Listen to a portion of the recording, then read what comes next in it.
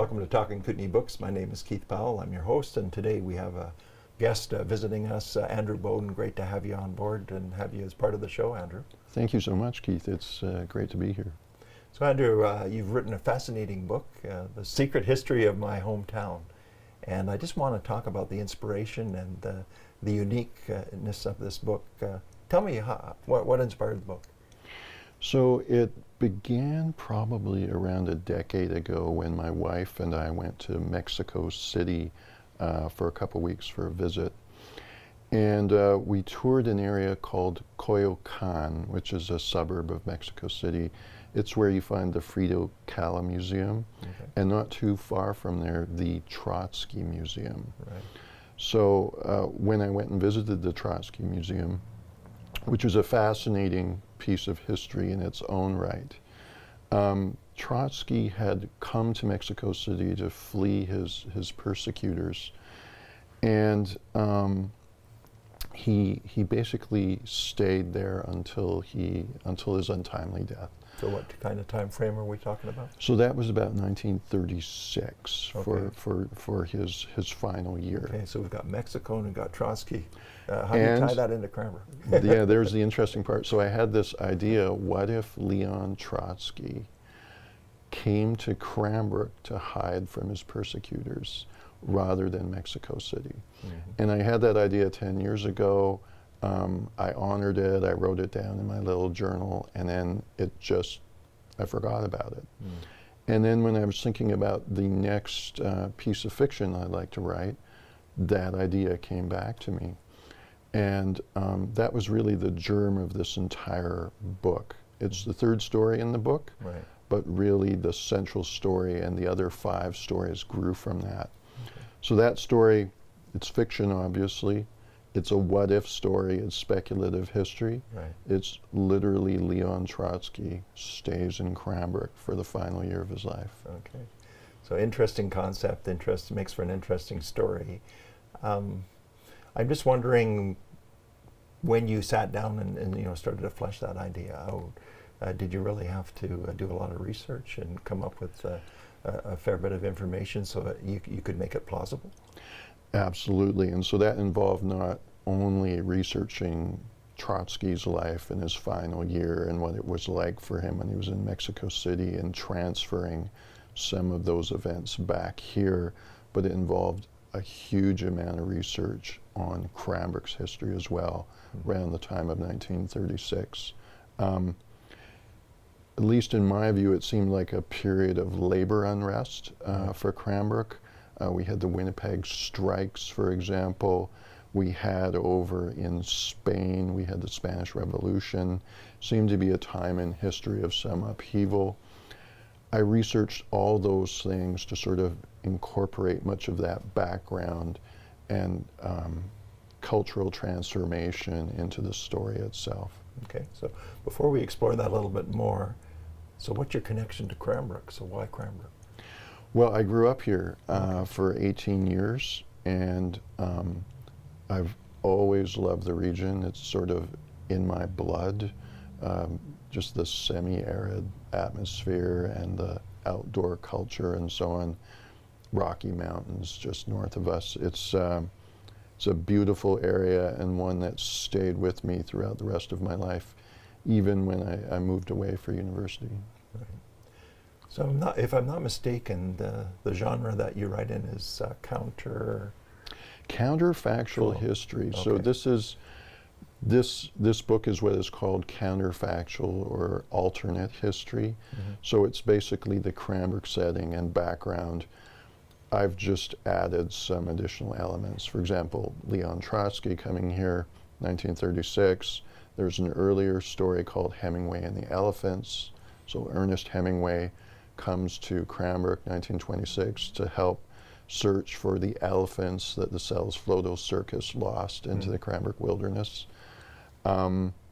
There's the first story. It's called Mark Twain at the End of the World. Mark Twain comes to Fort Steele to visit one of my characters, and the story goes from there. Cool. So recently I had the opportunity of listening to one of your presentations, And you really talked a lot about imagination and letting your imagination flow, and obviously that's so important when you're writing in a creative manner. How important is that in your writing process? It's huge for my writing process. I like my imagination to be as free as possible and to honor the ideas that come to me. I view them as gifts, and I try to cherish them. Now, not all of them turn into a story. Some of them do, turned into this book, for example. But it's very important for my creative process that my imagination is fairly free and not too obstructed by current trends in writing or outside pressures on what's proper and what's not. So I do like to let it ride, as it were. Right. So I get the impression you've been working on this project for a while. If it came to you 10 years ago, did you sort of set it aside and work on it throughout those 10 years, or did you sort of have an inspiration halfway through? No, it was more probably back 2018, early 2018, where I started writing the stories seriously. And I started with Letters to Trotsky. And then the other stories just flowed from there. And I really found, as I dove into my research, particularly at the Columbia Basin Institute archives, which were just instrumental resource for this book, the more I looked at Cranbrook history, the more ideas for further stories came to me. And it grew from there. And it would probably be twice as long if I'd let it, but I wanted to keep it manageable. Right. So the book contains a series of six short stories? Six stories. They're all 30 to 40 pages. Right. Yeah. Okay, so I just want to explore the counterfactual part of it a little bit more. There are some people that they hear that and they say, "Oh, that you can't do that," or whatever. I'm just wondering. I know when I write historical fiction, for instance, I have Babe Ruth appearing and playing baseball in Cranbrook. So I guess that would be an example of exactly of counterfactual writing. So why do you think that's important? Why do you think that's a good way to express your creativity? Well, it allows our imaginations to play with history a little bit. Often we're on the receiving end of history, whether we're in school or university. We're more or less, it's given to us, whether in textbooks or from teachers or professors. And the idea that we can create a little history ourselves and mix things up a bit, I get great joy out of doing that, doodling on reality, as it were. It also allows us, it can be a window into our own self-learning. And by that I mean, as it was probably the case with your where you introduced Babe Ruth, or I bring Leon Trotsky here, I have to make sure that the world I set them on is absolutely appropriate and correct to the history. So it allowed me and gave me real motivation to dive into that historical period. Right. Well, in my case, I know Babe Ruth actually played baseball. He would go on these barnstorming tours, and he played in Spokane, and he also played in Vancouver. So, I thought it wasn't that much of a stretch to have the train go through Cranbrook. So the first story in the book, Mark Twain at the End of the World, I looked at Mark Twain's touring schedule throughout the western United States, and there were a few days where his train could have come north. So the timing sort of was quite felicitous. Right. So I just want to say you were born and raised here in Cranbrook. You now live in Burnaby. And so you feel a strong connection to Cranbrook and area. What has been the reaction to your book? It's been out for several months now. I've had a lot of people, friends and so on, contact me and say how much they enjoyed it. Had a very positive review in Go Cranberry magazine. Had a very a very lovely interview in the Townsman, for example. Mm-hmm. Reviews on Amazon and Goodreads have been very positive. Mm-hmm. So generally it seems to have been well accepted.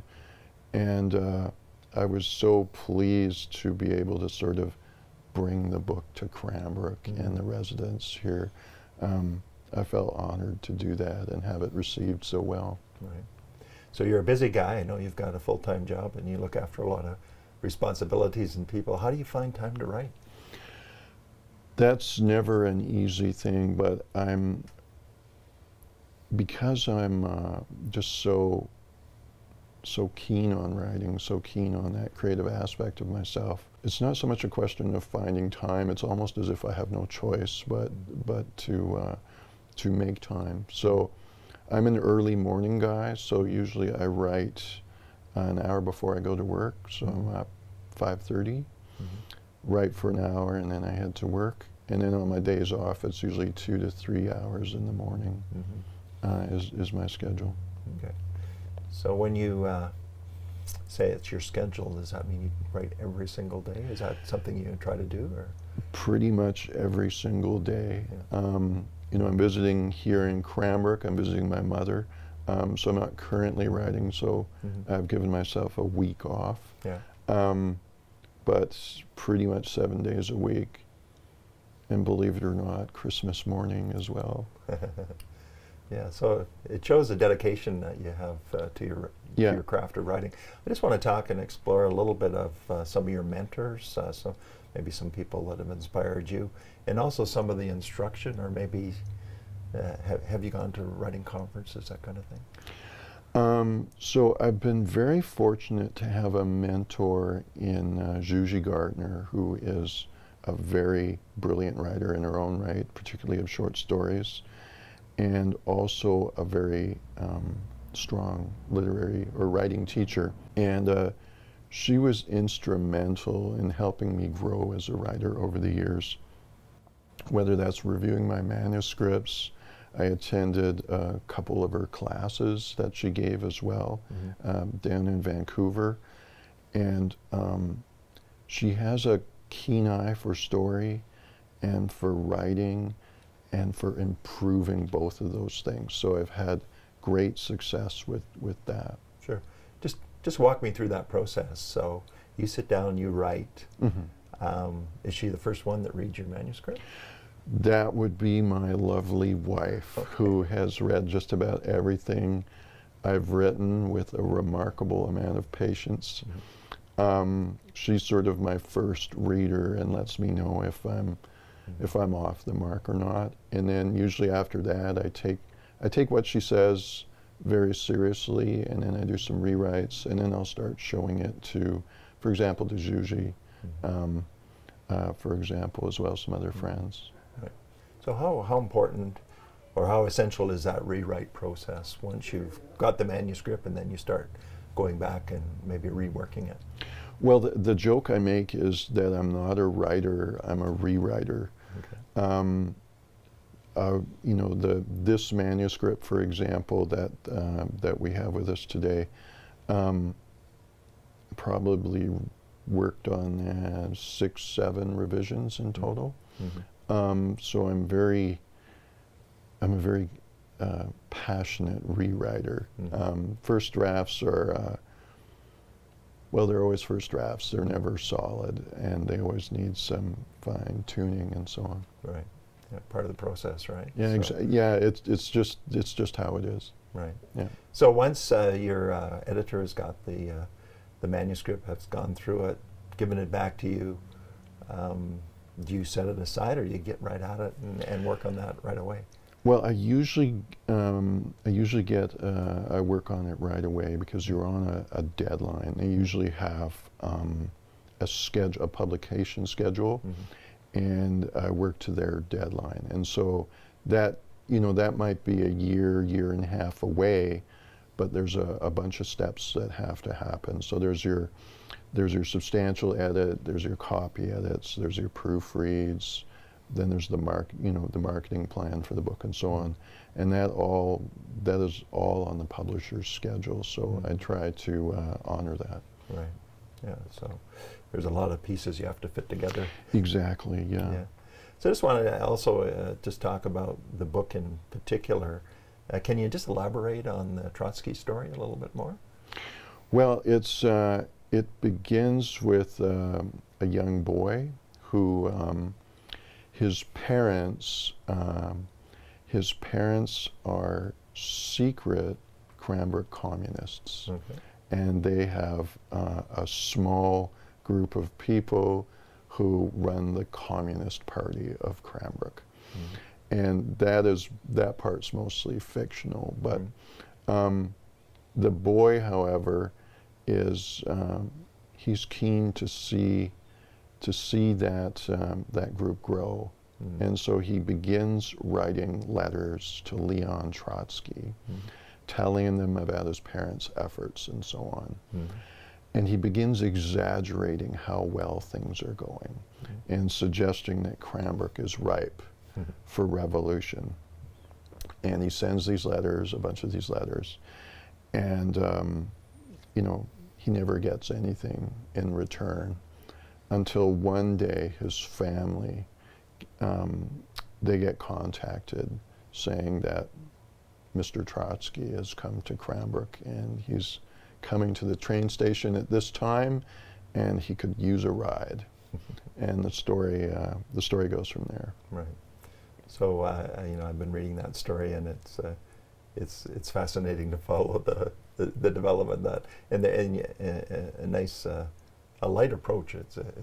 There's nice humor that's sort of interwoven into it. Yeah, I wanted to keep it from a young boy's perspective. It's a little more lighthearted. He's a bit naive about how the world works, obviously. And that's to be expected.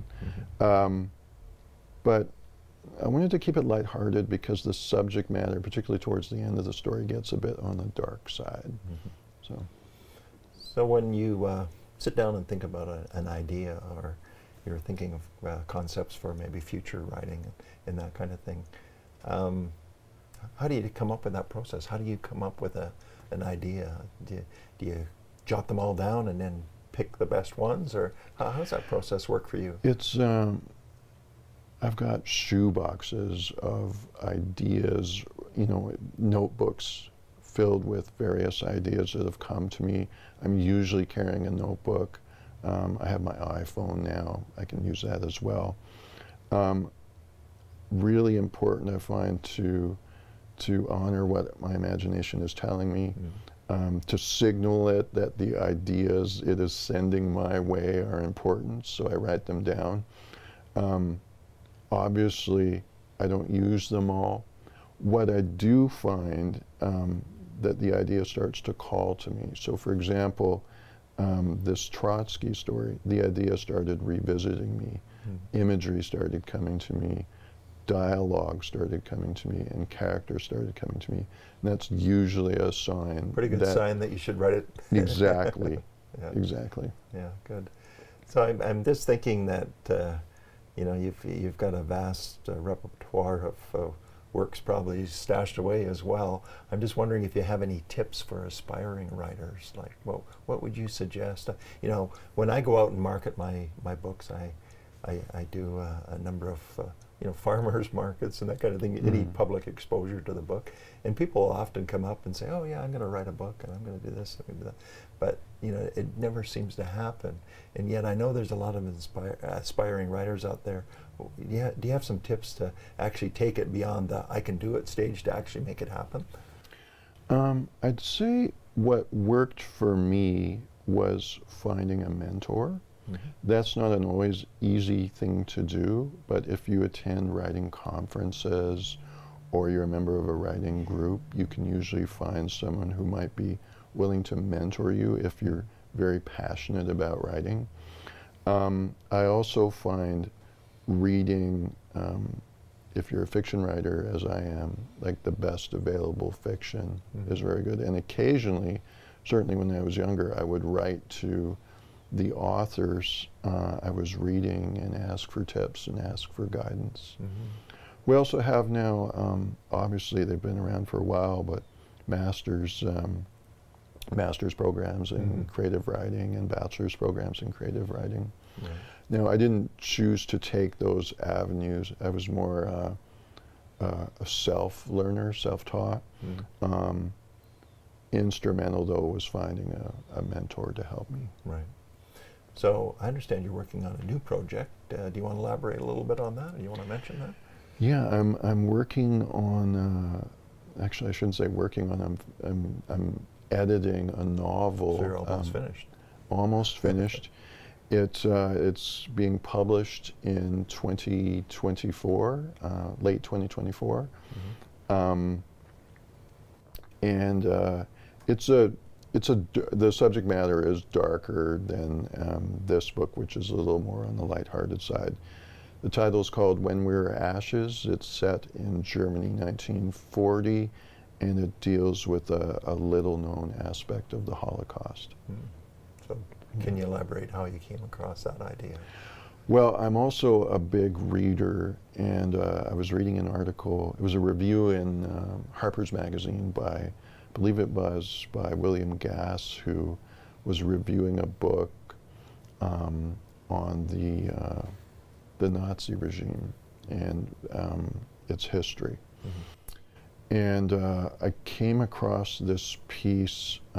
It's called the T4 program, and it's dark. So it was mentally ill and disabled children were not well appreciated by the regime, and it was a program to euthanize them, which is dark and awful. But I read that, and I wasn't aware of it, and it jolted me, just the terrible nature of it. But then again, I put the idea away. I wrote it down, didn't think about it. And then a few years later, after I'd finished this book, I literally sat at my desk and asked myself out loud, well, what should I write next? And the imagery from that event came to me, and I thought, okay, I'll work on that. And from there, I began doing a lot of research of the era and my characters and the background. Right. So you're looking at the next year or so when that's released? Yeah. That's coming out, as I said, late 2024. I'm just doing the edits now. Okay. Yeah. Yeah. So when you put out this book, it focused in on Cranbrook. Do you have any other works that might tie in with your hometown Cranbrook or the Kootenays, or any other ideas you may have percolating? Well, I've been asked if there's going to be a sequel to this collection, and there just might be. There's a few ideas that have occurred to me for stories. I'm not sure if they will be before or after the time period of this book. That I haven't got that far, but I've sort of been thinking of a sequel. So when you're traveling, you said that the inspiration sort of came out of your travels to Mexico. When you're traveling, are you actively looking for ideas, or do those sort of naturally come up? I think this might sound a little trite, but I think it's important to be open and vulnerable, particularly as an artist or a writer. And I just find if I approach the world with that mindset, it almost seems to invite ideas to come to me. And I do find when I'm traveling, even here, ideas come to me. And I'm grateful they do. Right. So when you're putting down these ideas on paper, and do you have a process of selecting which ones you really like, or I know you mentioned earlier that they sort of have to speak to you. Is that sort of what you're looking for? It's usually what happens. It's not so much I choose them, but they choose me in a sense. Really, a strong image will come to me. So, for example, I worked on another novel manuscript recently, and I thought the idea was just great, but I hadn't any strong imagery come to me. And, you know, I began writing. I wrote about 30,000 words or so, and I just hit a wall, and I couldn't proceed any further. And then imagery for another novel came to me, and it was like, okay, that's what I should be working on. And that's what I've been working on as well. Okay, so you sort of follow the imagery as it Yeah, leads it's you. just more intuitive for me, I think. Right. Yeah.